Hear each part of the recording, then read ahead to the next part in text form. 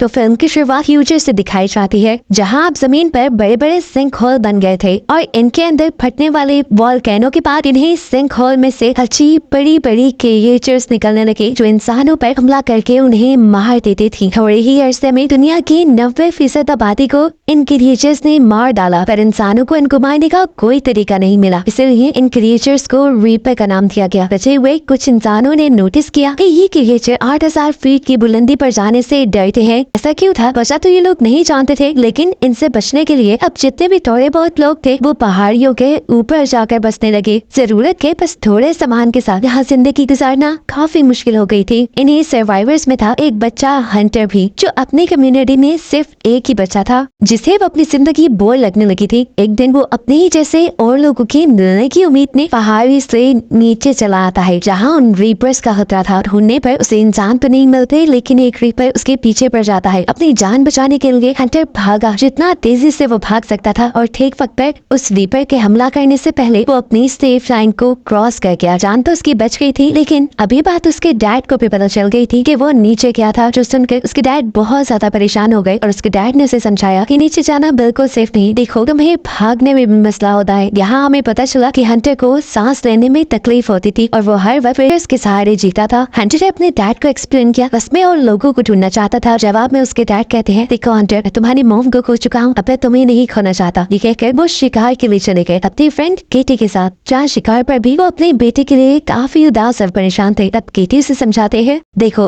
वो एक बच्चा है और बच्चे हमेशा नई चीजों को जानने के लिए बेताब होते हैं, तो वे उसे थोड़ी स्पेस देनी चाहिए। ये लोग जब अपना शिकार लेकर वापस आ रहे थे तो रास्ते में इन्हें दिखाई देती है प्रोफेसर नीना। वो रीपर के शेल पर नई नई बुलेट्स बनाकर एक्सपेरिमेंट कर रही थी। कोई तो उनकी बनाई हुई बुलेट उन रीपर को मार सकती थी। 3 साल हो गए थे उन्हें इस एक्सपेरिमेंट को करते हुए, लेकिन अब तक वो नाकाम थी। रात होने पर देखने को मिला कि हंटर की तबीयत बुरी तरह बिगड़ गई, तो देखकर विल भी परेशान हो गया और फौरन उसने जाकर हंटर का फिल्टर चेंज किया, जिसके बाद उसकी तबीयत थोड़ी संभल गई। उसने देखा कि ये उसके पास लास्ट फिल्टर था और अब अगर उसे हंटर की जान बचानी थी तो उसे पहाड़ी से नीचे जाकर हॉस्पिटल से हॉस्पिटल्स लेकर आने थे। ये बात तो जानता था कि नीचे जाना बिल्कुल सेफ थी, लेकिन अपनी बेटी की जान बचाने के लिए उसके पास कोई दूसरी चॉइस भी नहीं थी। यही चीज वो जाकर प्रोफेसर नीना से डिस्कस करता है कि वो नीचे जाने वाला है और उसने नीचे जाने के लिए एक सेफ रोड भी ढूंढा है, लेकिन नीना को उसकी बात पे यकीन नहीं था, क्योंकि उसे लगता था कि नीचे कोई सेफ जोन नहीं, इसलिए वो उसकी मदद करने को इनकार कर देती है और विल अकेले ही जाने का फैसला करता है। कुछ वेपन्स लिए वो नीचे जाने के लिए तैयार ही था कि केटी भी उसके साथ आ गई, जो उसकी दोस्त थी।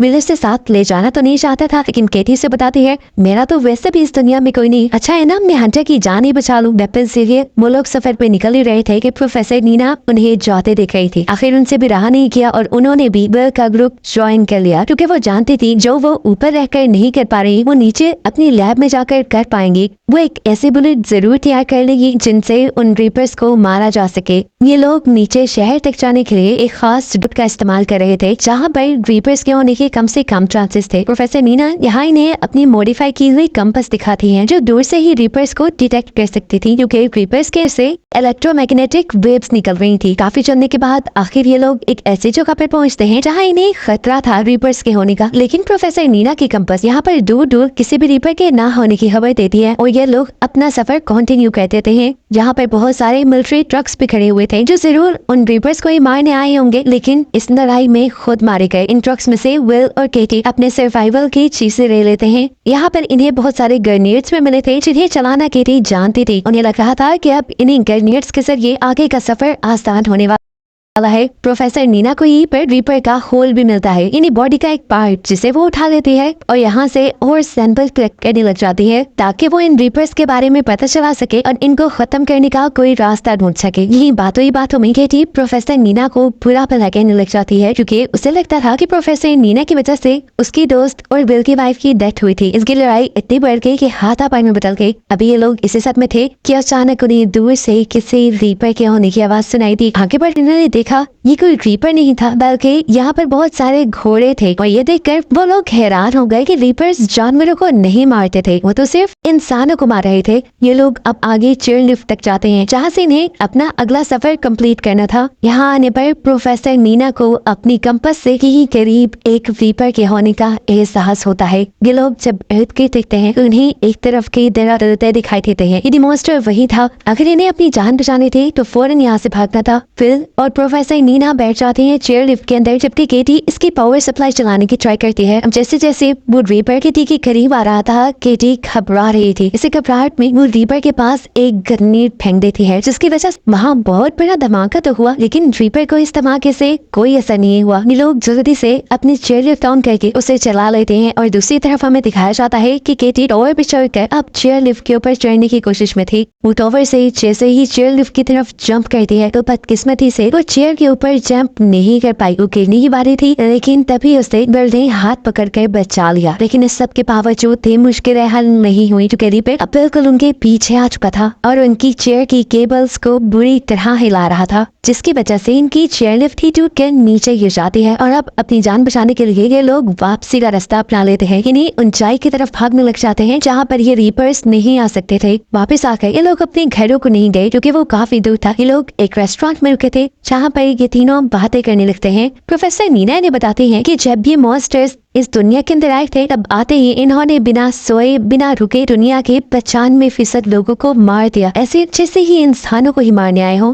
लेकिन एक अजीब बात भी थी कि इन्होंने इंसानों को मारकर खाया नहीं और ना ही इन्होंने इंसानों के अलावा किसी और जानदार को मारा। इसी वजह से वो हमेशा से इसी डाउट में रही थी कि क्या किसी ने इन रीपर्स को सिर्फ इंसानों को खत्म करने के लिए तो नहीं डिजाइन किया या शायद ये गॉड की तरफ से भेजे गए हों इंसानों को मारने के लिए। यही बातें करते करते केटी और प्रोफेसर नीना सो जाते हैं जबकि विल को अपनी वाइफ के साथ बिताए कुछ लम्हे याद आने लगे जिन लम्हों में उसने प्रोफेसर नीना के बारे में भी बात की थी। वो और प्रोफेसर नीना पार्टनर थी और विल की वाइफ हमेशा से कहा करती थी कि प्रोफेसर नीना ही वो इंसान है जो रीपर्स को मारने के लिए जरूर कोई गैजेट बना सकते हैं। अगले सुबह हम देखते हैं ये तीनों अपने मिशन पे निकल रहे थे। इन्हें अपनी जरूरत का सामान इकट्ठा करने के लिए नीचे शहर की तरफ जाने के लिए बढ़ गए थे। इस टाइम ये लोग एक टनल के जरिए से होते जा रहे थे। आधी टनल तो हाई एल्टीट्यूड पे थी यानी 8,000 फीट की बुलंदी पर थी जहाँ पर ये रीपर्स नहीं आ सकते थे। लेकिन बाकी आधी टनल का हिस्सा बिल्कुल नीचे की तरफ था जहाँ पे रीपर्स के होने का खतरा था। इस सब के बावजूद भी ये लोग इस टनल के अंदर बढ़ते रहते हैं। यहाँ पर विल ने प्रोफेसर नीना को ये नहीं बताया था कि उसकी कंपास अंडरग्राउंड नहीं चलेगी। काफी घंटों के सफर के बाद इन्हें एक बुरी खबर ये पता चलती है कि टनल की दूसरी एंट्रेंस तो बंद थी।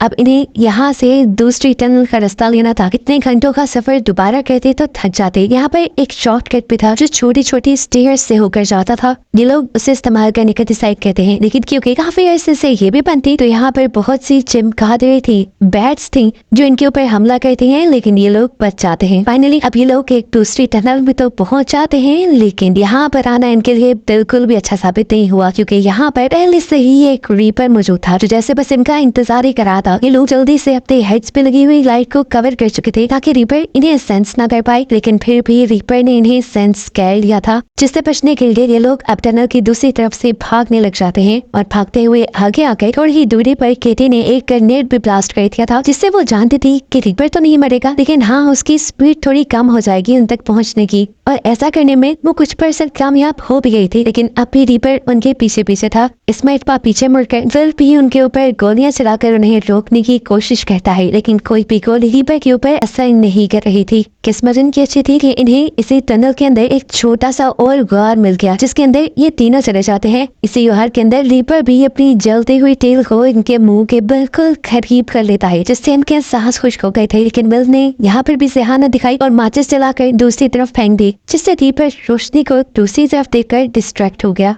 अब ये लोग इसे गुहार की दूसरी तरफ से रास्ता बनाते हुए यहाँ से बाहर निकलने की कोशिश करते हैं लेकिन एक और मर्तबा रीपर इसे गुहार के अंदर अपनी टेल डालकर विल के ऊपर हमला करने की कोशिश करता है क्योंकि वो पीछे था लेकिन किसी तरह विल इस हमले से बच गया। केटी सबसे आगे थी। जल्दबाजी में वो एक ऐसी टनल के अंदर चली जाती है जहाँ पर एक और रीपर मौजूद था और इस मर्तबा रीपर ने उसके ऊपर कोई तरस नहीं खाया और उसे हमला करके मार डाला। हालांकि पीछे से नीना से बचाने की कोशिश करती रही लेकिन सब नाकाम हो गया। आखिरी चॉइस पर बस नीना को वहाँ से बाहर निकलती हुई एक लैडर, एक सीढ़ी दिखाई दी जिसके ऊपर चढ़कर वो और विल यहाँ से चले गए। केटी को यहीं पर छोड़कर, जिस बात का दुख शायद अब इन्हें जिंदगी भर होने वाला था। अब ये लोग एक सेफ एल्टीट्यूड पे आ गए थे, इन्हीं 8000 फीट से ऊपर, जहाँ कोई रिपर नहीं था। ये लोग यहाँ सेफ रह सकते थे, लेकिन नीना इस टाइम सेफ रहने को प्रायोरिटी नहीं देती, ताकि अपने मिशन को प्रायोरिटी देती है और अपनी लैब्स की तरफ बढ़ने का फैसला करती है। यहाँ पर बहुत सारे ऐसे घर थे जिसमें अब कोई इंसान नहीं रहता था। उन्हीं में से एक घर के अंदर विल और प्रोफेसर नीना आ चुके थे। यहाँ पे खाने के लिए भी बहुत कुछ था। नीना दोनों के लिए खाना बना दिया और यहाँ बैठकर विल को हंटर की याद आ जाती है। उसे ये खाना बहुत पसंद था, लेकिन उनके शहर में ये सादा सा खाना भी नायाब हो गया था। फिर अब नीना विल को एक्सप्लेन करती है कि कैसे वो डिफरेंट केमिकल्स के मिक्सचर से एक ऐसी बुलेट तैयार कर सकती है जो उन रीपर्स को मार सकता है। नीना को लग रहा था कि इनके अंदर कोई मैग्नेटिक पावर्स जरूर है, पर एक खास केमिकल कॉम्बिनेशन की मदद से ये लोग उनके अंदर के ही इलेक्ट्रोमैग्नेटिक चार्ज को किसी बॉम्ब की तरह डिस्ट्रॉय कर सकते थे, जिससे उन रीपर्स के मर जाने का 90% तक चांस है। विल को उसकी बातों पे बिल्कुल यकीन नहीं था, और अब विल को तो इस बात पे भी यकीन नहीं आ रहा था कि नीना की फ्रेंड यानी विल की वाइफ वो नीना की इस थ्योरी पे बिलीव करती थी। खैर अगले दिन ये लोग लैब की तरफ बढ़ जाते हैं। पहला स्टॉप यहाँ पर विल ने एक हॉस्पिटल के पास किया था, जहाँ से उसे हंटर की मेडिसिन और फिल्टर्स लेने थे। गन लिए वो आगे बढ़ रहे थे, क्योंकि जानते थे कहीं न कहीं से इनका सामना रीपर से हो सकता है। लेकिन अभी तक प्रोफेसर नीना की कंपस ने इन्हें किसी भी मॉन्स्टर के यहाँ होने का इशारा नहीं दिया था। फाइनली विल को भी हंटर की मेडिसिन मिल जाती है, जिसका वो स्टॉक अपने बैग में रख लेता है, जितना वो रख सकता था। इसके बाद ये लोग तेजी से यहाँ से भागने वाले थे, लेकिन तभी उन्हें एहसास हुआ कि इस हॉस्पिटल के अंदर कोई रीपर छुपा हुआ है, जिसे नीना के कंपस ने डिटेक्ट इसलिए नहीं किया था क्योंकि वो कंपस अब खराब हो चुका था। ये लोग तेजी से उससे बचकर भागने की कोशिश करते हैं, लेकिन वो रीपर वॉल्स तोड़ते हुए इनके ऊपर हमला करने लग जाता है। यहाँ तक कि उसने तो अपने टेंटिकल की मदद से विल को कैद भी कर लिया था। यहाँ पर प्रोफेसर नीना बहुत ही होशियारी से पास पड़े फायर बॉक्स में से एक्स निकालकर उस रीपर की टेल के ऊपर हमला कर देती है, जिसकी वजह से रीपर विल को छोड़ देता है। अब इन्हें फौरन यहाँ से भागना था, लेकिन भागने से पहले नीना यहाँ के सारे ऑक्सीजन सिलेंडर खोल चुकी थी, जिसकी वजह से वहाँ पर फॉग पैदा हो जाए और रीपर्स को वो लोग नजर न आए। ये आइडिया भी अच्छा था, लेकिन विल के दिमाग में जो आइडिया वो इससे भी ज्यादा कमाल का था। विल एक ऑक्सीजन टैंक के ऊपर शूट कर देता है, जिससे वहाँ पे बहुत बड़ा एक्सप्लोजन हुआ था और प्रेशर से वो रीपर उड़कर इस बिल्डिंग से बाहर जा चुका था। ये लोग ऊपर से खड़े हुए रीपर को देखते हैं, जो बेजान जमीन पे पड़ा था, लेकिन ये लोग नहीं जानते थे कि वो रीपर मरा है या बेहोश है। ज्यादातर ये लोग रुक नहीं सकते थे यहाँ पर, इसलिए विल नीना से वापस चलने को कहता है, पर नीना कहते हैं नहीं विल, मुझे मेरी लैब तक जाना है ताकि मैं इन्हें मारने के लिए कोई नई बुलेट तैयार कर पाऊँ। विल नीना की बात मान जाता है और ये लोग ट्रक में ही बैठकर लैब के लिए निकल जाते हैं। और इनके यहाँ से जाते ही हमें दिखाया गया कि वो रीपर दोबारा होश में आ चुका था। इधर लैब में आते ही नीना अपना काम शुरू कर चुकी थी, जबकि विल इस लैब को विजिट कर रहा था, जहाँ पर उसे प्रोफेसर नीना की फैमिली पिक्चर भी दिखाई दी। ये देखकर वो शॉक रह गया कि नीना की एक फैमिली भी थी, क्योंकि उसने कभी अपनी फैमिली के बारे में कुछ डिस्कस नहीं किया था। ये सवाल करते ही नीना की भी आंखों से आंसू निकलने लगे और उसने बताया कि जिस दिन पहली मर्तबा रीपर्स ने दुनिया पर हमला किया था, उस दिन मैं लैब में ही थी। मेरी फैमिली मुझे बुलाती रह गई, लेकिन मैंने लैब में रहने का फैसला किया और मेरी ही वजह से मेरी फैमिली मर गई और आज मैं जिंदा हूँ। ये सुनकर फिर भी काफी इमोशनल हो जाता है। नीना दोबारा बात कंटिन्यू करती है और कहती है बस वो दिन था और आज का दिन, मैंने इन रीपर्स से बदला लेने की ठान ली थी और देख लेना मैं उनसे अपनी फैमिली का बदला जरूर लूंगी। ये बात कहने के बाद नीना पीछे मुड़कर एक बुलेट शूट करती है रीपर के स्केल पर, लेकिन स्केल को अभी भी कुछ नहीं होता, जिसका मतलब था कि अभी उसकी बुलेट कंप्लीट नहीं हुई। ये देखकर वो विल से कहते हैं तुम जाओ अपने बेटे के पास वापस चले जाओ, मैं यहाँ पर तब तक रुकूंगी जब तक मुझे कोई सोल्यूशन ना मिल जाए, जब तक मैं कोई नई बुलेट ना बना लूं। विल भी नीना की बात मानते हुए यहाँ से चला जाता है, क्योंकि हंटर को उसके पास मौजूद मेडिसिन की ज्यादा जरूरत थी, जबकि नीना बुलेट्स बनाने में इतनी ज्यादा बिजी हो जाती है कि उसे एहसास ही नहीं होता कब उसके लैब में एक रीपर आ जाता है। रीपर की आवाज सुनी उसने आंखें बंद कर ली और आंखें बंद करते ही उसे ख्याल आया कि उसने कुछ केमिकल कंपोजिशन तो ट्राई ही नहीं किए जो सच में काम कर सकते थे। ये ख्याल आते ही वो जल्दी से केमिकल्स मिक्स करते हुए एक नई बुलेट बनाने लगी, जबकि यहाँ रोड पे हमें दिखाया गया कि विल बहुत ही तेजी से ऊपर अपने टाउन की तरफ जाने की कोशिश में था, लेकिन तभी उसकी कार का एक पत्थर से टकराकर एक्सीडेंट हो गया और इस एक्सीडेंट की वजह से वो बेहोश हो गया। कुछ देर बाद जब उसे होश आया तो उसके करीब से भी एक रीपर की, एक मॉन्स्टर की आवाज आ रही थी। उसे अपनी जान बचाने के लिए जल्द से जल्द यहाँ से निकलना था। कार वो उसकी भी कर नहीं सकता था, इसलिए वो कार के फ्रंट मिरर को तोड़ते हुए कार से बाहर निकल आता है और रीपर से बचकर ऊपर की तरफ भागने की कोशिश में लग जाता है। लेकिन इस मरतबा शायद उसकी ये कोशिश नाकाम हो जाती, क्योंकि रीपर बिल्कुल उसके करीब था। इससे पहले कि रीपर उसके ऊपर हमला करता, बिल को गोली की आवाज सुनाई देती है और सरप्राइजिंगली इस मरतबा नई बुलेट से वो रीपर मर भी जाता है। गोली चलाने वाली और कोई नहीं बल्कि नीना, जिसने अपने नए एक्सपेरिमेंट से एक ऐसी बुलेट बना ली थी जो रीपर्स को मार सकती थी। उसने अपने पास मौजूद रीपर को इसी बुलेट से मारा था और अब वो विल को बचाने के लिए भी ठीक टाइम पर पहुंच गई थी। जब वो रीपर मरा था तो वाकई वहाँ पे एक बहुत बड़ा एक्सप्लोजन हुआ था, एक धमाका हुआ था, जिसका मतलब था कि नीना ठीक थी। इन रीपर्स के अंदर कोई इलेक्ट्रिक चार्ज था, जिन चार्ज में इलेक्ट्रिक कॉम्बिनेशन मिलने की वजह से वो ब्लास्ट हो गए। अब नीना और विल ने जब पास जाकर इस मरे हुए रीपर को देखा तो इन्हें मालूम हुआ कि ये रीपर कोई जानवर नहीं थे, कोई क्रिएचर नहीं थे, बल्कि ये रोबोट मॉन्स्टर्स थे जिन्हें बनाया गया था। जरूर किसी ने इन्हें सिर्फ इंसानों को मारने के लिए ही बनाया था। और ये बात समझते ही ये लोग शॉक हो जाते हैं। वे अभी भी कंफ्यूज था ये जानकर कि आखिर कौन हो सकता है जो इंसानों को मारने के लिए इतने सारे मॉन्स्टर्स को भेजे। नीना जवाब देती है एलियंस, या एलियंस के भेजे गए मॉन्स्टर रोबोट्स हैं। नीना ने विल को ये भी एक्सप्लेन किया कि ये 8000 फीट की बुलंदी पे इसलिए नहीं आ सकते क्योंकि इनकी प्रोग्रामिंग में कोई गड़बड़ हो गई होगी,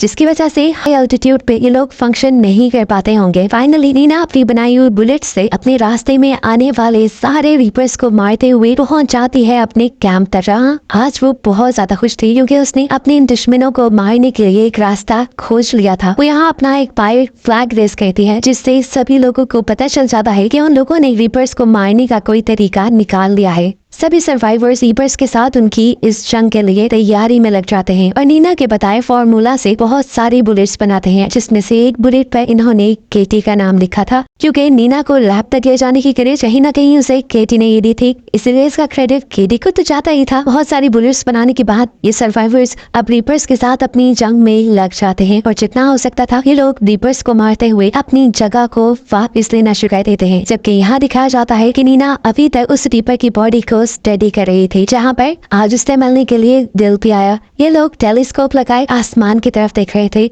जहाँ पे नीना को 3 बड़ी बड़ी स्पेसशिप आसमान से जमीन पर आते हुए दिखाई देती हैं, जिसका मतलब था कि इन्होंने जिन रीपर्स को मारा था उनके बारे में एलियंस को खबर हो गई थी और एलियंस अब इनसे एक पूरी जंग के लिए तैयार होकर आए थे। आगे अब क्या होने वाला था, किसी मिस्ट्री के साथ ये मूवी यहीं पर खत्म हो जाती है।